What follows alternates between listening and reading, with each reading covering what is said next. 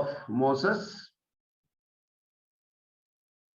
So Moses possibly might have lived in 1528 to 1409 BC, and that Exodus event might have taken place in 1430.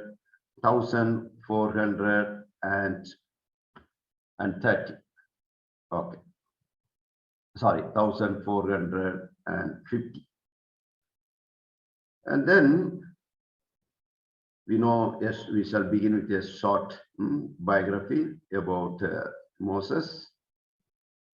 So he was taking care of the flock of his father-in-law, Jethro, and he was a shepherd. And those days, shepherds were not from a privileged class. They have to go, and you know, Palestine, Israel was a very dry land, and they have to go, and they have to move from place to place, searching for fertile land, and they also have to face a lot of difficulties. Wild animals were attacking, thieves were stealing the sheep. So it was a very tedious job, and pastors had a tough time, shepherds had a tough time, and they were also not from a privileged family. And imagine also, this Moses was not having his own flocks. He was taking care of the flocks of his father-in-law. So in a way, he was working for someone. He was working for his father-in-law, and from a humble class, in the sense as a shepherd. And interestingly, his vocation is totally different from the vocation of Abraham that we just now explained. What does it mean? It means each vocation is unique. Each vocation is special. Each vocation is a miracle of God. Each vocation is a wonder. And that is what we learn by studying the vocation of Moses, which is totally different from the vocation of Abraham. So in his call as well as in his mission. So the call of Moses and the historical situation, which we did not see in the call of Abraham. So as we know, the background, we know that the Israelites are in Egypt as slaves. You know, at the time of Joseph, they were all in a very good position because Joseph was like a prime minister and a man who saved Egypt from famine. So that family had a special place in the history of Egypt.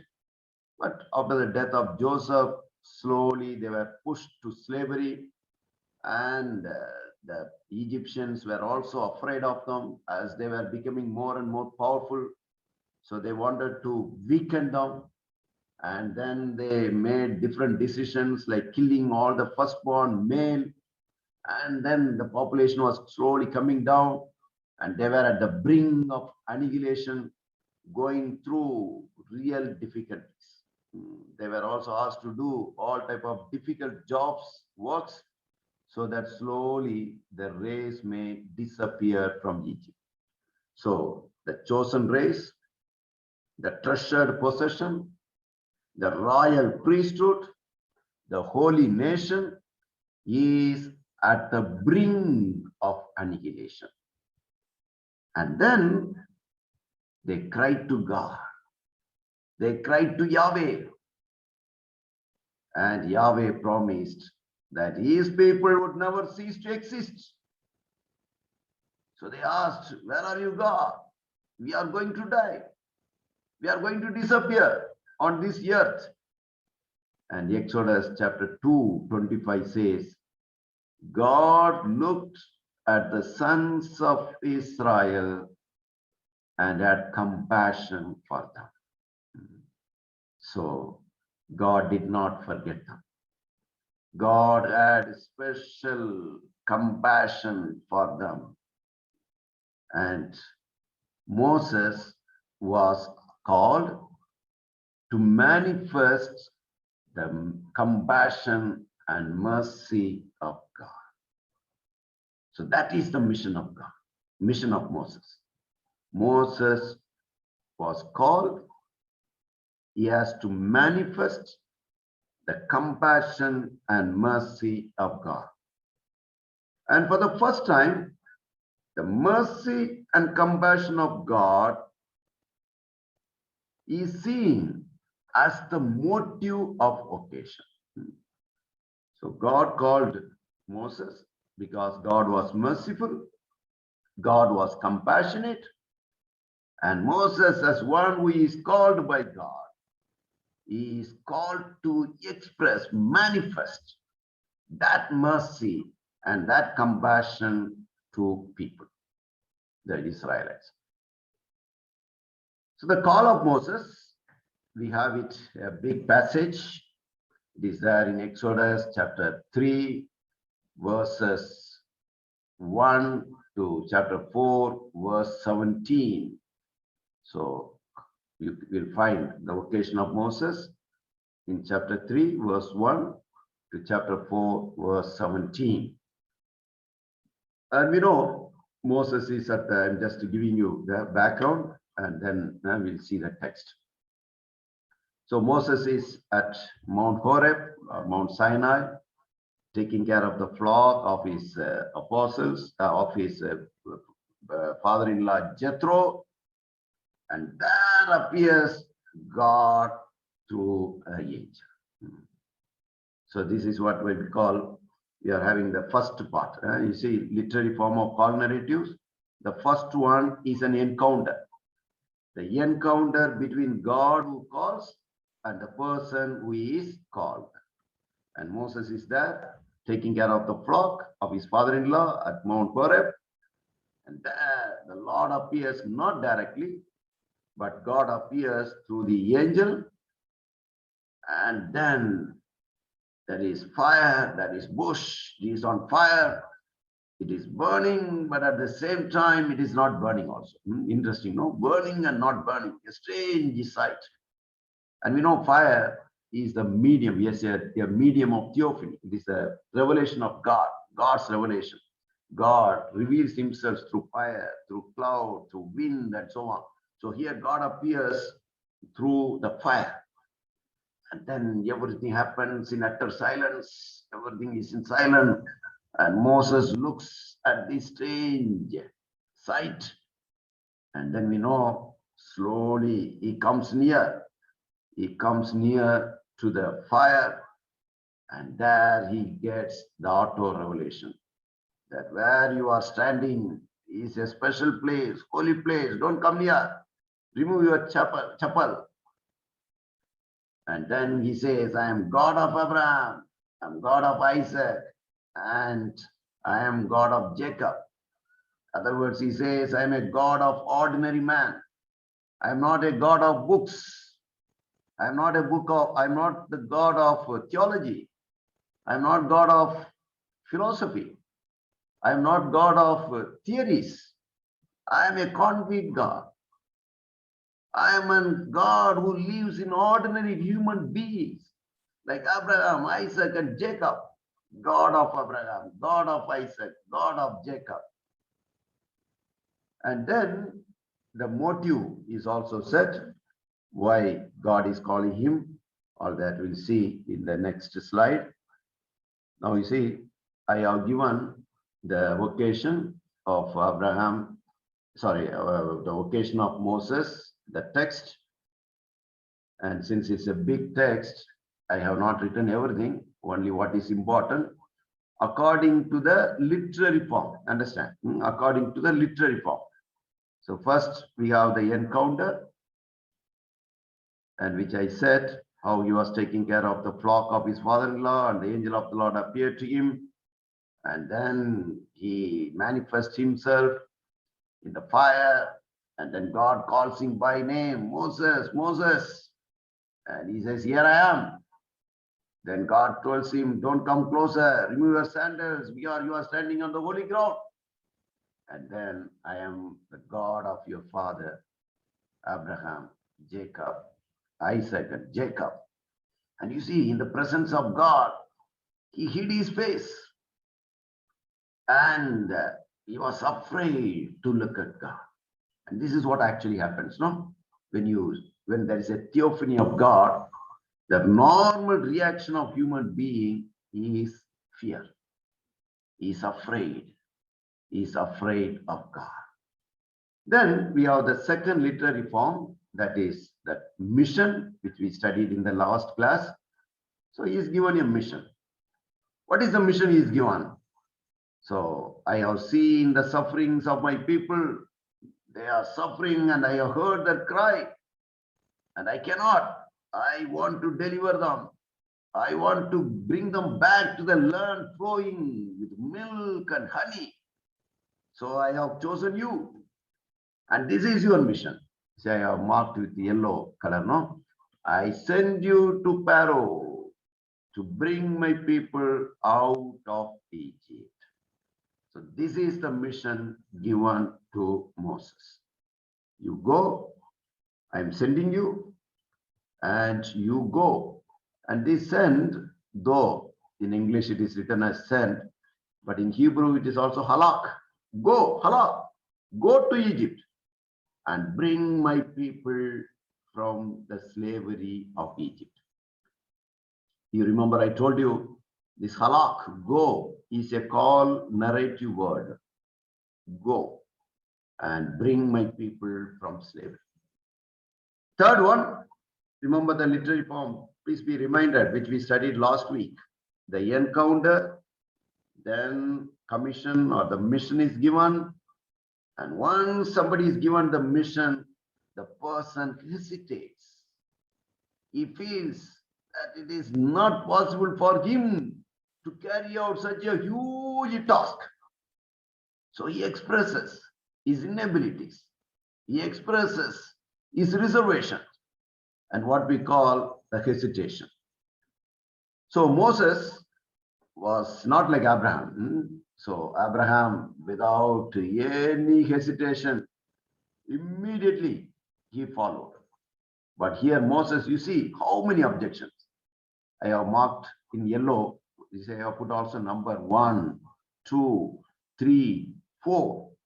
So first he says, who am I that I should go to Pharaoh and bring them out of Egypt? Who am I? What ability do I have? Why is it that I am called to go?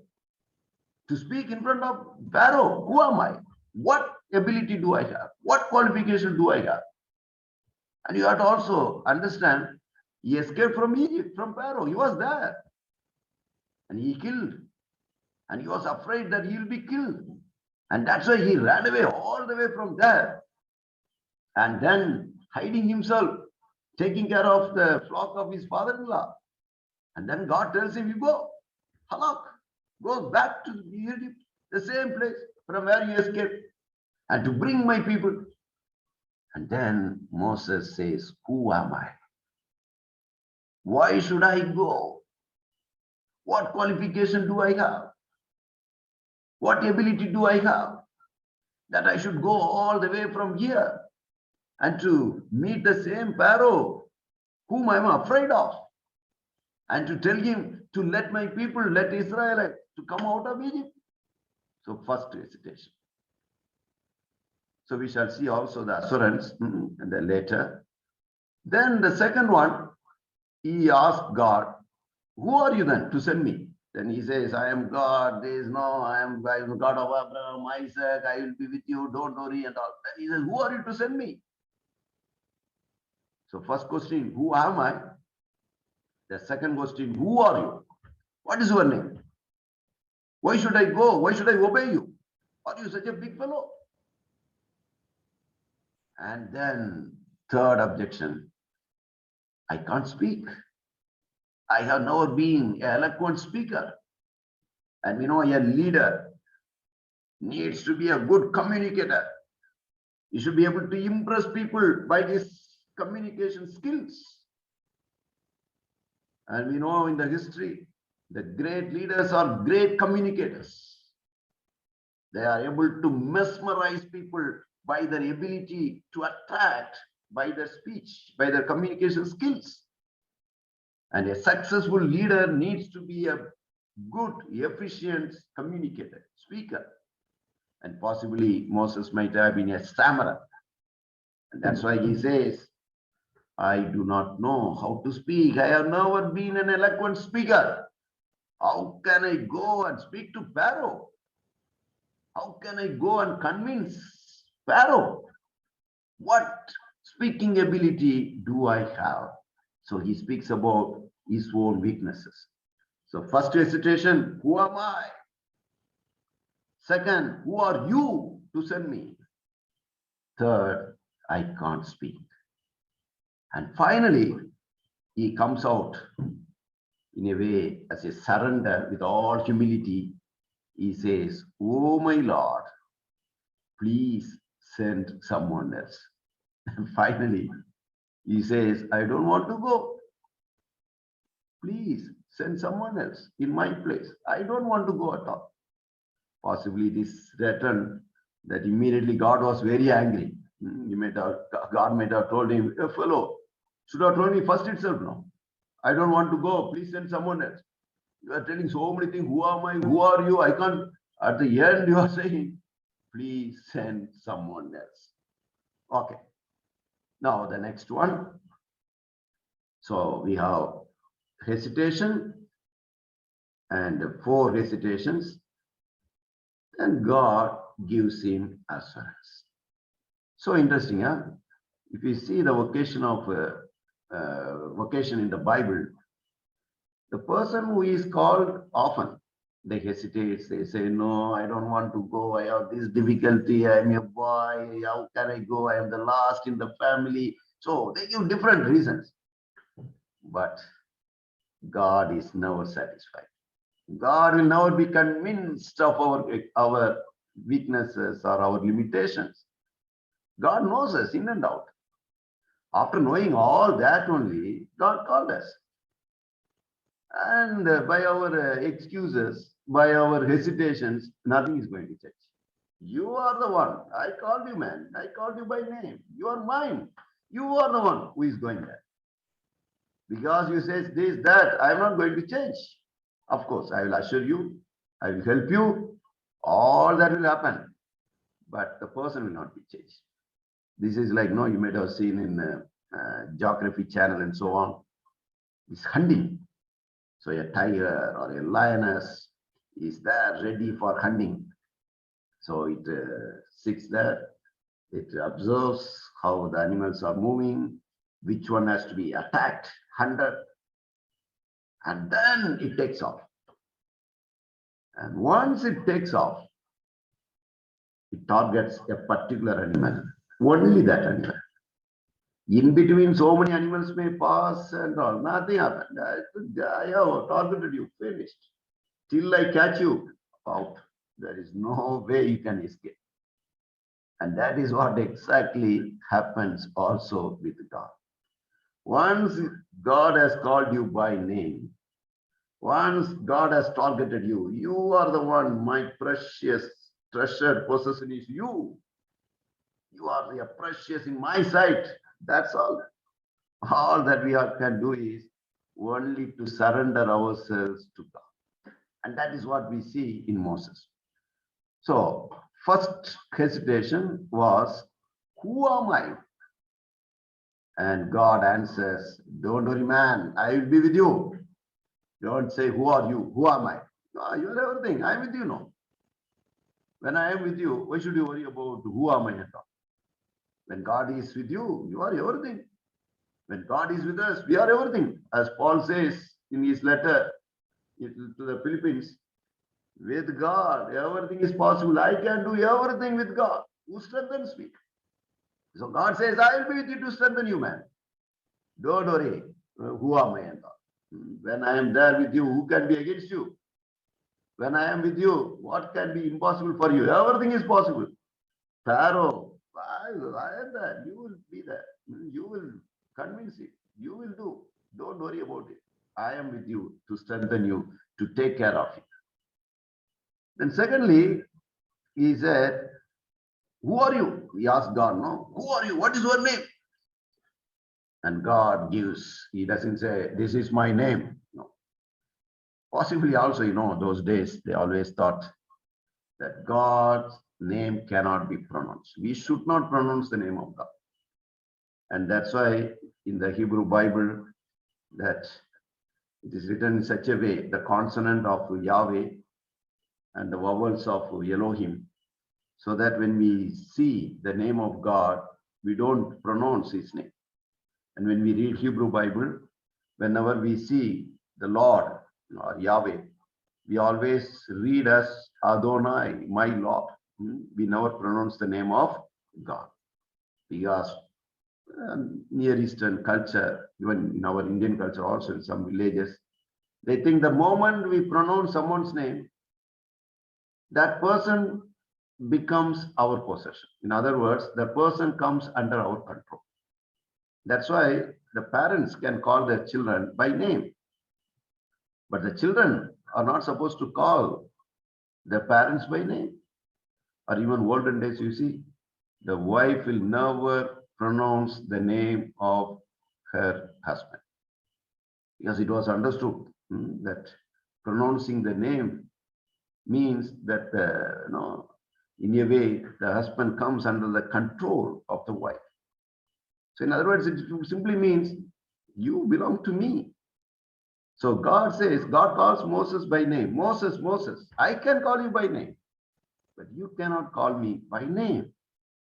And that's why, without giving him the name, he is speaking about his characteristics. He says, I am who I am. I am who I am. So, I am who I am means somebody has written, it is not audible. Is it true? Because I don't find any difference. If others also, maybe some problem with her, I think, because I don't have any difficulty here, and because I am also having another one just to check, no? Okay. So, I am who I am means I am the existing God. I am the living God. And I exist by myself. My existence needs no one's support. Whereas you all exist because of me. If I am not there, you are not there. But even if you are not there, I am there. I exist irrespective of your existence. But you cannot exist without me. So understand the context. Moses is asking God, who are you to send me? And God is saying, I am everything, man. I am there by myself. I exist by myself. And whereas you exist because of me. And in front of me, you are nothing. And then he also says, I am the Lord, the God of your ancestors. The God of Abraham, God of Isaac, God of Jacob. And a God who led you. A God who called you. A God who made you a chosen race, royal priesthood, holy nations. So don't be afraid to go to Pharaoh and bring the people of Israel. The third one, he said, I do not know how to speak. So he is giving an example, or he is assuring him, don't worry, you do not know how to speak. I will be in your mouth. and I will teach you what you should speak. Don't worry what you have to speak. I do not know how to. No, don't worry. I am the one who made you how to speak. I can make you to speak. I can make you also not to speak. I can do everything. And mouth is considered as the medium for speech.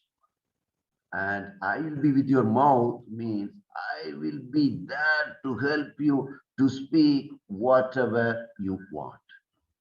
And later in the Bible, in the New Testament also, we hear when you are caught up and you have to bear witness to me, don't worry. The Holy Spirit will help you to tell what you should do, what you should say. So don't worry that you do not know how to speak. You are not the one who is speaking. I am the one who is speaking through you, through your mouth. And all that you have to do is you be there, only my instrument. And I will teach you what you are supposed to say. And the final observation, the final objection, hesitation, Moses says, please send someone else. Please send someone else. And it is written, when God heard that, he was angry with Moses. He might have told, you should have told me first. You don't want to go. Why did you waste all my time? No, studying so many other things. Who am I? Who are you? I do not know how to speak. And then at the end, I don't want to go. Like some religious, no? You are given an assignment, a transfer or whatever, maybe a mission. And the heart of the heart, you don't want to go. And you don't say frankly to the provincial, sister, father, I don't want to go. Rather, what we do, we beat around the bush. We give excuses. There, my health is not okay. I have skin problem. I have heart problem. I have nose problem. I have loose motion. This I have, that I have. All this, I do not be suitable. The climate is not good.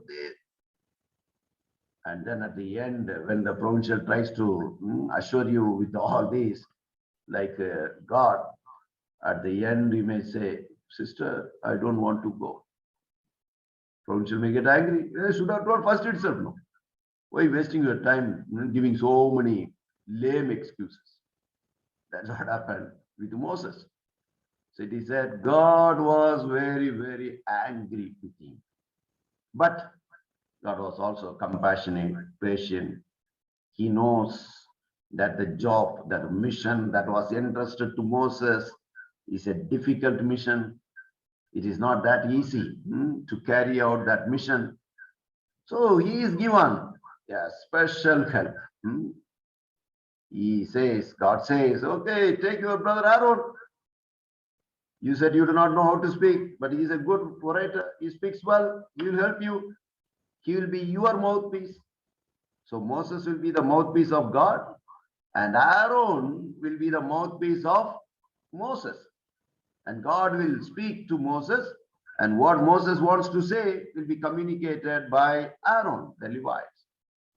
And that is how, for his real difficulty of saying, really, I don't want to know, I want to go, I'm really hesitating.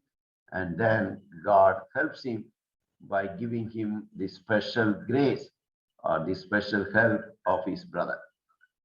You see, the once again reminded of our literary form of call narratives, the encounter between God who calls and the person who is called. And then the person is given a mission. And then the person hesitates. And God assures by words. And God assures also by sign. And Moses is given a sign. He said, this shall be a sign for you. You'll find this exact word in chapter 4, verse 12b. This shall be a sign for you. What is the sign? You shall worship God on this mountain, Mount Sinai, Mount Horeb. And then he also, was not that much possibly convinced. So God also gives him some more signs. He says, I will stretch out my hand and strike Egypt with all my wonders. So many signs will be performed, so many miracles. And then he gives him a small sample, a sample of wonders, miracles that God will perform in Egypt in order to convince Pharaoh. So he says, what is there in your hand? He says, a stop, a stick. Okay, throw it out. And it becomes snake. And then he says, okay, put your hand inside your cloth, another side. And he puts, and then hand becomes leprous. And then he says, even if those, Pharaoh doesn't believe in these two signs, then you shall take water from the Nile, pour it on the dry ground, and the water will become blood on the dry ground. So different signs were given to convince Moses that it is God who called him to his mission. Then finally, we have what we call the acceptance. So encounter, mission, hesitation, assurance by words, assurance by sight, and then the person surrenders or the person accepts. So Moses, we read, immediately he went back to his father-in-law and he said, please let me halak, let me go back. God has called me. Now God has given me this mission and I have to liberate my people from the slavery.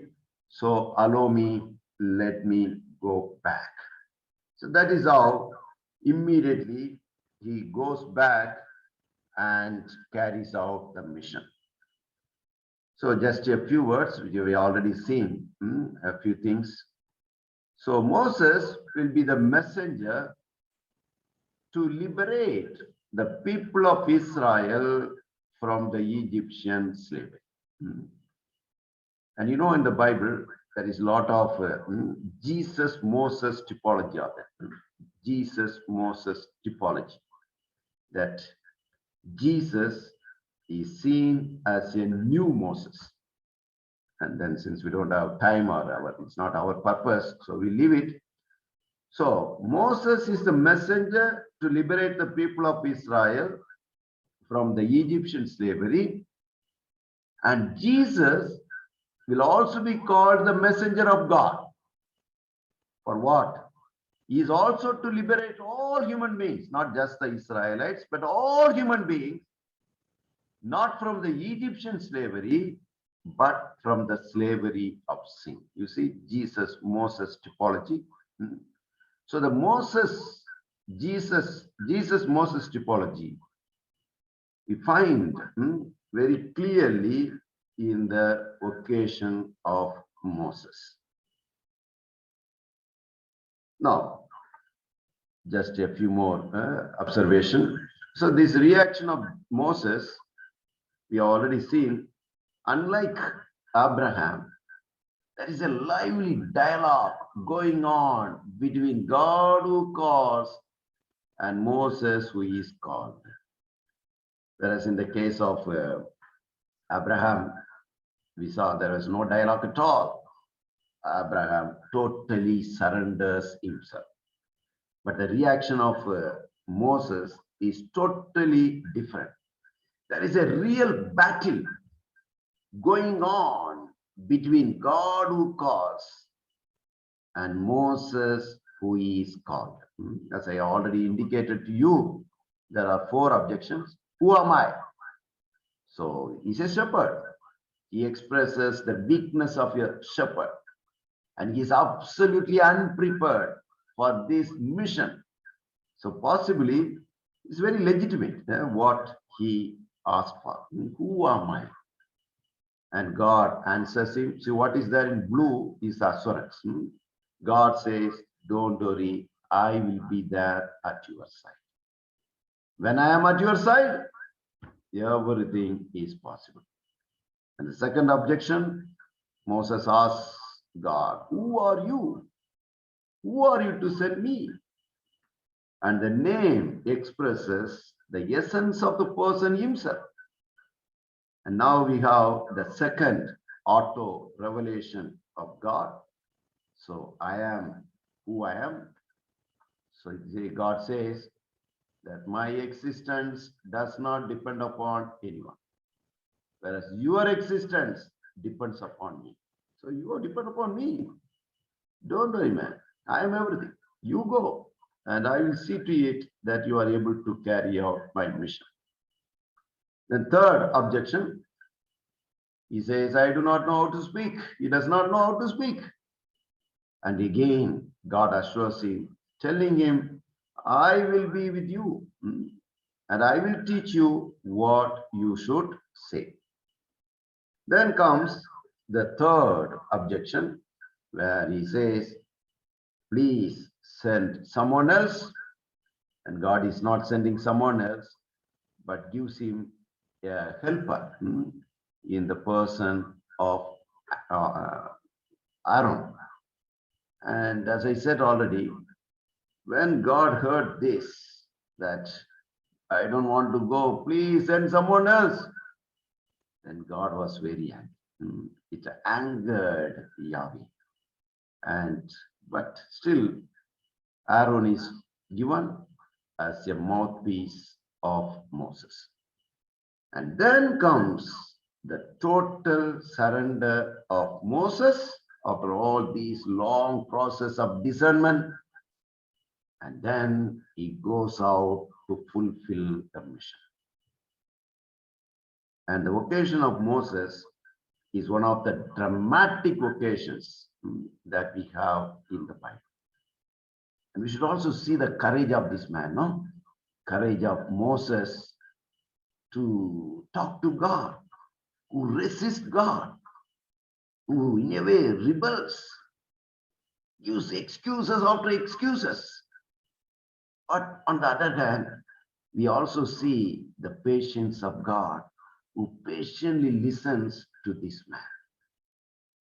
And note also that God calls because of his great mercy and compassion.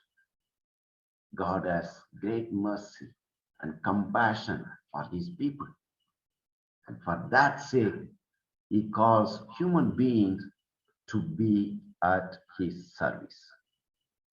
And then finally, as we normally do, we shall learn some lessons for our life as consecrated persons. I have given just 4 of them, and rest you can write in the chat, you can share. So the first thing that we learn, the social aspect of the call of Moses. So Moses was called to liberate others. Moses was called to help others who are suffering. And we too are called not for ourselves. We are called for others. We are called to help others who are in suffering, who are suffering. Second, our call is for mission. Our call is for the people. I told you again and again, the last class, we are called for a mission. We are not called for picnic. We are not called to enjoy ourselves in community life alone. No. As the next one is also related with that. Our community life is not the end in itself. It is the means to reach the end. The end is the mission. That's what they say in religious life. There are 3 pillars. Don't forget, there are 3 pillars: consecration, communion, and mission. So with consecration comes also our vocation, our spiritual life, all that comes there. And then we are called to live in the community. Koinonia with our brothers, especially with our community members. And then we go out of the community for diaconia mission. So consecratio, koinonia, and diaconia mission. These 3 are the pillars, 3 pillars of religious life.